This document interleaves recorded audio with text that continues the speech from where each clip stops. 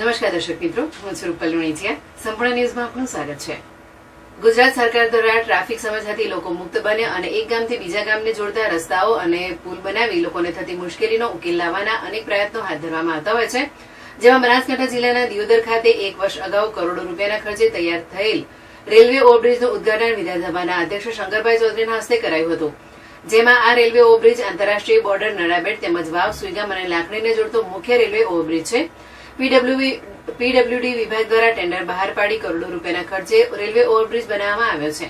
જેમાં આ railway overbridge પરથી રાત્રિ દરમિયાન હજારોની સંખ્યામાં વાહનો પસાર થતા હોય છે, પરંતુ રેલવે ઓવરબ્રિજ પર સ્ટ્રીટ લાઇટની સુવિધા ન હોવાથી અનેક અકસ્માતો સર્જાતા હોય છે, જેથી આ રેલવે ઓવરબ્રિજ અંધારિયા પુલ તરીકે પણ ઓળખાય આવે છે. આ રેલવે ઓવરબ્રિજ પર રાત્રિ દરમિયાન સ્ટ્રીટ લાઇટના અભાવે વાહન ચાલકોને ચાલવું ભારે મુશ્કેલ પડતું હોય અકસ્માતનો ભય રહેતો હોય છે. પરંતુ રેલવે ઓવરબ્રિજના ઓપનિંગનો 1 વર્ષનો સમયગાળો વીતી ગયો હોવા છતાં પીડબ્લ્યુડી વિભાગ દ્વારા હજુ સુધી સ્ટ્રીટ લાઇટની સુવિધા કરવામાં આવી નથી. જેમાં આ બ્રિજ પર તંત્ર દ્વારા સત્વરે સ્ટ્રીટ લાઇટની સુવિધા કરવામાં આવે તેવી લોકમાંગ ઉઠવામાં આવી છે.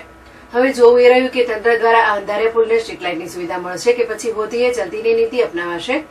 આ બાબતે દિયોદર, રાજવી અને ગ્રામ પંચાયત સરપંચ ગિરિરાજસિંહ વાઘેલાએ જણાવેલ કે 1 વર્ષ પહેલા બનાવેલ રેલવે બ્રિજની પીડબ્લ્યુડી વિભાગે એનઓસી આપતા પહેલા સ્ટ્રીટ લાઇટ નાખી હોત તો પંચાયત તેનો નિભાવ અને જાળવણી રાખવા તૈયાર છે, પરંતુ હજી સુધી સ્ટ્રીટ લાઇટના અભાવથી આ રેલવે ઓવરબ્રિજ અંધારિયા પુલ તરીકે ઓળખાઈ આવે છે. શું કહેશો? દિયોદર રેલવે ઓવરબ્રિજ બનેલો છે, 2023માં બનેલો છે.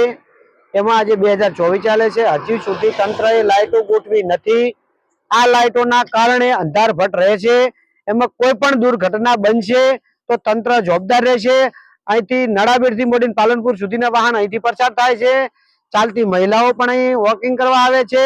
અંધારભટ છે, આના માટે તંત્ર જાગે અને રેલવે ઉપર તાત્કાલિક લાઇટો ગોઠવાય, નહીતર કોઈ પણ આગામી સમયમાં દુર્ઘટના બનશે તો તંત્ર જવાબદાર રહેશે.